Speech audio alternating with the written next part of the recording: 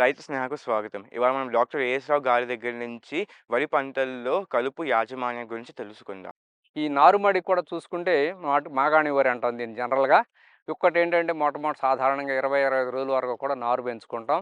ఈ నారు పెంచుకున్నప్పుడు చూసుకుంటే మనకు నారుమడిలో కూడా కలుపనేది చాలా ముఖ్యమైనటువంటి విషయం. ఈ నారుమడిలో ఎక్కువగా అన్నిటికన్నా వచ్చేటువంటి ముఖ్యమైనటువంటి కలుపేంటంటే ఊద. సాధారణంగా ఏంటంటే మనకి వరికి, ఊదకి కూడా కలుపుని డిఫరెన్షియేట్ చేయడం అనేది చాలా కష్టం. 13 రోజు, 14 రోజు వచ్చేవరకే గానీ మనకి తెలీదనమాట. ఎందుకనంటే వరి, ఊద కూడా ప్రాథమిక దశలో చాలా ఒకటే రకంగా ఉండటం వలన అసలు మనుషులతో కలుపు తీయటం అనేది జరగదు. ఇంతే కాకుండా కొంచెం కొన్ని చోట్ల తుంగ, అట్లాగే ఆమడకాయ ఇటువంటి రకరకాలైనటువంటి కలుపు మొక్కలు కూడా నారుమళ్ళల్లో వస్తూ ఉంటాయి. ఒక్కటేంటంటే మనకి ఎక్కువగా దాదాపుగా 70-80% ఎక్కువగా వచ్చేది ఊదే కాబట్టి మనకి నారుమడి విత్తిన నారుమడి కూడా మనం 2 రకాలుగా విత్తుకుంటాం. ఒకటేంటంటే మనం ఆహ్, మెట్ట నారుమడి, రెండవది దంప నారుమడి కూడా ఇక్కడ కూడా. సాధారణంగా ఏంటంటే వెంటనే మనం కలుపు మందులు ఎక్కువ కొద్ది కొద్ది ఏరియాలో వాడతాం కాబట్టి పెద్దగా అవసరం ఉండదు. కాబట్టి 14 రోజున చూసుకుంటే మనకు కేవలం మనకి ఇదే గనక గడ్డి జాతి మొక్కలు ఎక్కువగా ఉంటే సైహాలఫాబ్యుటైల్ అనేటువంటి ఒక మందుంది. అది మార్కెట్‌లో క్లించరు, ర్యాపప్ అనేటువంటి పేరుతో దొరుకుతుంది.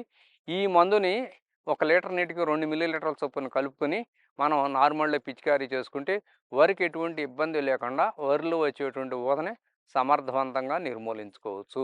అలా కాకుండా మనకి వరి వరిలో ఊద ప్లస్ తుంగ అలాగే ఇంకా అక్కడక్కడ అప్పుడే మొలుస్తున్నటువంటి ఈ వెడల్పాటి ఆకు మొక్కలు ప్రత్యేకించి పన్నగంటి కూర, నేల ఉసిరి ఇటువంటివన్నీ ఉన్నప్పుడు ఏం చేయాలంటే మనకి ఇందాక చెప్పినటువంటి బిస్పైర్ బ్యాక్ సోడియం అదే నామినీ గోల్డ్, తారక్, ఎడోరా అనే మందును ఒక లీటర్ నీటికి 0.4 ఎంఎల్ చొప్పున కలుపుకొని కనుక పిచికారీ చేసుకుంటే ఎకరం నాటుమరికి 80 ఎంఎల్ మాత్రమే వాడాలి.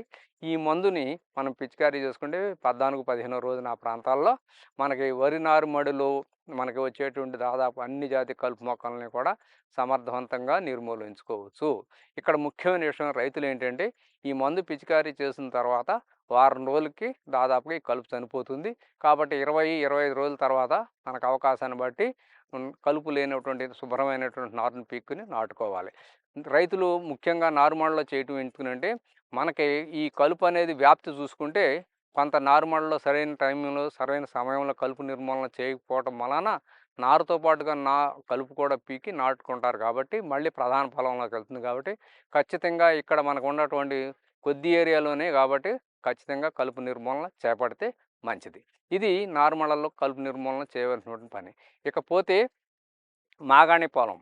ప్రధాన పొలంలో కలుపు యాజమాన్యం చూసుకుంటే, ఇక్కడ మాగాణి పొలం నాటినటువంటి పొలంలో చూసుకుంటే, ఇందాక చెప్పినటువంటి పొడి దిక్కులో నేరుగా విత్తడం గానీ, దమ్ము చేసి నేరుగా విత్తిన పొలాలతో చూసుకుంటే, చాలా వరకు కూడా కలుపు ఉధృతి తక్కువగా ఉంటుంది. కారణం ఏంటంటే, మనం 20-25 రోజులు అటువంటి కలుపును నారుని తీసుకెళ్ళి పొలంలో నాటుతున్నాం. అప్పుడు 25 రోజులు మనం నారుని నాటుతున్నాం కాబట్టి, ఆ తర్వాత మొలిచినటువంటి కలుపు కొంతవరకు కూడా అంత పోటీ ఇవ్వలేదు. అయినా సరే ఉన్నటువంటి పరిస్థితులను చూసుకొని కలుపు బాగా ఉధృతిగా పెరుగుతుంది. ఇక్కడ కూడా కాపోతే పంట మొక్క నష్టం ఏంటంటే ఎట్టి పరిస్థితుల్లో కూడా 12-40% కన్నా మించదు. అయినా సరే ఇక్కడ కలుపు రావడానికి కారణాలు విశ్లేషించుకుంటం చూసుకుంటే సమ్మర్‌లో మనం పొడిదుక్కి చేయకపోవటం, రెండవదేంటంటే హడావిడిగా దమ్ము చేయటం, అట్లాగే అవసరానికి మించి ఎరువులు వాడుకోవటం, అలాగే సరైనటువంటి నీటి యాజమాన్యం పాటించకపోవటం. ఈ అన్ని కారణాల వలన ఈ మాగాణి వరిలో కూడా కలుపు ఉధృతి పెరుగుతుంది. కాబట్టి రైతులు సకాలంలో చేయాలి. అన్నిటికన్నా ఇక్కడ వచ్చేటువంటి కలుపుని చూసుకుంటే ఇక్కడ కూడా 3 రకాలుగా చెప్పుకోవచ్చు. ఒకటి గడ్డి జాతి. ఇక్కడ కూడా ఊదతో పాటుగా బొంత ఊద ఒకటొస్తుంది. ఉర్రంకి, తోణంగి ఇయన్నీ కూడా రకరకాలైనటువంటి గడ్డి జాతి మొక్కలు ఎక్కువగా వస్తూ ఉంటాయి. అట్లాగే తుంగ జాతుల్లో చూసుకుంటే మామూలు తుంగే కాకుండా పీచు తుంగ, రాకాసి తుంగ, అలాగే భద్రమస్తు, అల్లిగడ్డి ఇయన్నీ రకరకాలైన తుంగజాతి మొక్కలు ఎక్కువగా వస్తుంటాయి. ఇకపోతే వెడల్పాటాకు మొక్కలు చూసుకుంటే ఇక్కడ ఎప్పుడు తేమ ఎక్కువగా ఉంటుంది కాబట్టి బొక్కెనాకు, నీరు చిచ్చుకాడ, అలాగే పిల్లెడుగాకు అని ఉంటుంది. అట్లాగే నీటి లవంగ మొగ్గ చెట్టు, తూటికాడ ఇటువంటివన్నీ కూడా బూరుగు కాడ, చిన్న బూరుగు కాడ, నీరు చుచ్చు కాడ, ఇటువంటి పిచ్చాకు ఇటువంటివన్నీ దాదాపు 10, 15 రకాలైనటువంటి వెడల్పాట కలుపు మొక్కలు ఎక్కువగా వస్తూ ఉంటాయి. కాబట్టి ఇక్కడ రైతు సోదరులు ఏంటంటే మనం చేయాల్సినవి సాధారణంగా అన్ని రకాల కలుపు మొక్కలు ఎక్కువగా వస్తూ ఉంటాయి కాబట్టి ఏం చేయాలి అనేది చూసుకుంటే అన్నిటికన్నా వచ్చినాక ఇబ్బంది పడే కన్నా నాటిన వెంటనే మనం కలుపు మందు వాడుకుంటే కనుక తక్కువ ఖర్చుతో కలుపు యాజమాన్యం చేసుకోవచ్చు. ఉదాహరణకి నాటిన వరిలో మనం ఒక్కసారి కలుపు యాజమాన్యం చేసుకోవాలంటే 10 మంది పెట్టినా కూడా 4000 అవుతుంది. అటువంటిది కేవలం రూ. 400తోనే కలుపు యాజమాన్యం చేసుకోవచ్చు. ఉదాహరణకి నాటిన 3-5 రోజుల లోపల పొలంలో నీరు కొద్దిగా ఉన్నప్పుడు అంటే తెరపలుగా కానీ కొంచెం ఉన్నప్పుడు ఎకరానికి 4 కిలోల ప్రిటలాక్లోర్ ప్లస్ బెన్సల్ఫ్రాన్ మిథైల్ అనేటువంటి ఈ మంచి కలుపు గుళికల మందు. ఇది ఎకరానికి 4 కిలో ఈ గుళికల్ని 20 కేజీల ఇసుకలో కలుపుని 3-5 రోజుల లోపల పొలంలో సమానంగా జల్లుకుంటే 20 రోజుల వరకు కూడా ఎటువంటి ఇబ్బంది ఇక్కడ స్ప్రే చేయాల్సినటువంటి అవసరం లేదనమాట. అలాగే ఇంకొకటి ప్రిటలాక్లోర్ ప్లస్ ఇంకొకటి పైరోజోసల్ఫరానిథైల్ అనే మందు ఈరోస్ ఆర్ స్వచ్ఛ అనేటువంటి పేరుతో దొరుకుతుంది. ఈ మందు కూడా మనం ఎకరానికి 4 కిలోల గుళికల్ని ఇసుకలో కలిపి జిమ్ముకుంటే మనకి 20 రోజుల వరకు కూడా మనకు ఎటువంటి కలుపు రాకుండా ఉంటుంది. అంటే ఇక్కడ మనం చేయాల్సినటువంటి ఏంటంటే కలుపు రాకుండా చేయటం అనేవాడు మన ప్రధాన ఉద్దేశం. పొలంలో నీరు తక్కువగా ఉండాలి ఒక అంగుళం కన్నా. అట్లాగే తర్వాత 2-3 రోజుల వరకు కూడా పొలంలో నీరు బయటకు పోనీయకుండా చూడాలి. అట్లాగే బయట బోధుల నీరు లోపలికి రాకుండా చూసుకుంటే సమర్థవంతంగా కలుపు నిర్మూలన జరుగుతుంది. ఇంత చేసినా కూడా 20-25 రోజులప్పుడు మళ్ళీ కలుపు రావడానికి అవకాశం ఉంటుంది.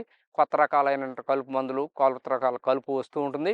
వీటన్నిటికీ ఏంటంటే ఇప్పుడు కూడా అన్ని రకాల కలుపుని సమర్థవంతంగా నిర్మూలించడానికి మనకి చక్కటి కలుపు మందుల మిశ్రమాలు అందుబాటులో ఉన్నాయి. 20-25 రోజులప్పుడు ఒకవేళ ఏదైనా కారణం చేత నాటిన 3-5 రోజుల లోపల కలుపు మందు వాడకపోయినా, ఒకవేళ వాడినా కూడా మళ్ళీ తర్వాత ఎక్కువగా వచ్చినా కూడా కలుపు 20-25 రోజులప్పుడు ఇక్కడ మనకి కలుపు మందు ఖచ్చితంగా మనం స్ప్రే చేయవలసి పిచికారీ చేయవలసి ఉంటుంది. ఇక్కడ మంచి అన్ని రకాల కలుపు మొక్కలు ఎక్కువగా ఉన్నప్పుడు ఏంటంటే ట్రయాఫోమెన్ ప్లస్ మనకి ఇథాక్సి సల్ఫరాన్ హెర్బిసైడ్ ఇది కలుపు మందు అనేది కౌన్సిల్ యాక్టివ్ అనే పేరుతో దొరుకుతుంది. ఇది అయితే ఎకరానికి 90 గ్రాములు. అలాగే ఇంకొకటి ఇది పెనాక్సిలం ప్లస్ సైహాలోఫాబెటైల్ వివాయ్ అనే పేరుతో అయితే ఎకరానికి 800 మిల్లీలీటర్లు. అలాగే ఎకట్సు అనేది చెప్పాను, అది bispyribac sodium plus metsulfuron methyl plus chlorimuron ethyl ఇది 40 గ్రాములు. ఇట్లా అనేక రకాలైనటువంటి మందు మిశ్రమాలు ఇప్పుడు మార్కెట్లో రైతు సోదరులకు అందుబాటులో ఉన్నాయి. ఈ మందుల్ని 200 లీటర్ నీటిలో కలుపుకొని పిచికారీ చేసుకుంటే మళ్ళీ దాదాపుగా మీకు 15-20 రోజుల వరకు కూడా కలుపు రాకుండా చూసుకోవచ్చు. అలాగే 40 రోజులప్పుడు కనుక చూసుకుంటే ఆఖరి దశలో పిల్లెడుగా కానీ, తుంగ కానీ, ఆవడకాయ కానీ ఇటువంటి మొండి జాతి మొక్కలు ఎక్కువగా ఉంటే కనుక ఈ మెట్సల్ఫ్రాన్ మిథైల్ ప్లస్ క్లోరిమిరానిథైల్ అనే మందు కానీ 8 గ్రాములు, లేకపోతే ఇథాక్సి సల్ఫరాన్ అనేది 50 గ్రాములు కానీ మనం పిచికారీ చేసుకున్నా సరిపోతుంది. అలా కాకుండా ఇంకొకటి ఏంటంటే 2,4-D ఎమైన్ సాల్ట్ అని ఉంది. అది చాలా చౌకగా ఉంటుంది. అదైతే 400 మిల్లీలీటర్ల మందు స్ప్రే చేసుకోవటం కానీ, ఇసుకలో కానీ కనుక కలిపేసుకుంటే దాదాపుగా ఈ తుంగ వెడల్పాటాకు మొక్కల్ని సమర్థవంతంగా నిర్మూలిస్తుంది. కాబట్టి రైతు సోదరులు ఈ మాగాణి వరిలో కూడా అవసరాన్ని బట్టి ఈ 3 దశల్లో కలుపు నిర్మూలన చేసుకుంటే మనం అయితే రైతు సోదరులకి నేను చెప్పేది ఏంటంటే కేవలం రసాయన మందులే కాకుండా వేసవిలో లోతుదుక్కు చేసుకోవటం, అవకాశం ఉన్నంత వరకు కూడా పచ్చిరొట్ట పైర్లు వేసుకుంటే భూసారం వృద్ధి చెందటమే కాకుండా మళ్ళీ మా పరిశోధనలో తేలింది ఏంటంటే కొంతవరకు కూడా రాబోయే పంట కాలంలో కలుపు ఉధృతి తగ్గించడానికి అవకాశం ఉంటుంది. కాబట్టి ఈ గ్రీన్ మెన్యూర్ క్రాప్స్ పచ్చిరొట్ట పైర్లు వేసుకుని మనం దమ్ము చేసే ముందు చక్కగా మనం నేలలో కలియబెట్టుకుంటే కలుపు ఉధృతి కూడా కొంతవరకు తగ్గుతుంది. అట్లాగే అవసరం మేరకు అవసరాన్ని బట్టి మనకు 1-2 సార్లు కలుపు మందులు పిచికారీ చేసుకుంటే మనకి సమర్థవంతంగా కలుపు నిర్మూలన చేసుకోవచ్చు. ఇది మనం మాగాణి వరిలో కలుపు యాజమాన్యానికి చేయవలసినటువంటి చర్య.